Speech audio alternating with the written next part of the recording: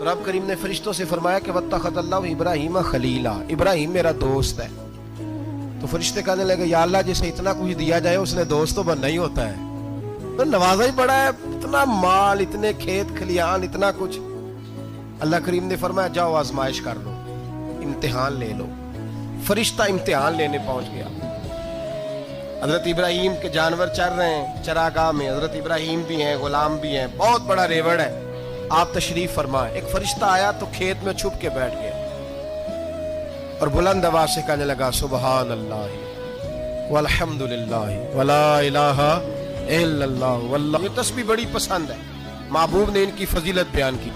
अब वो हजरत सैयदना इब्राहिम अलैहिस्सलाम खड़े थे तो वो खेत में बैठ के तस्बीह पढ़ने लगा सुबहान अल्लाह वल्हम्दुलिल्लाह वला इलाहा इल्लल्लाह। हजरत इब्राहिम कहने लगे ये मेरे रब का नाम कौन ले रहा है, बड़ी इसकी मीठी आवाज है, बड़ी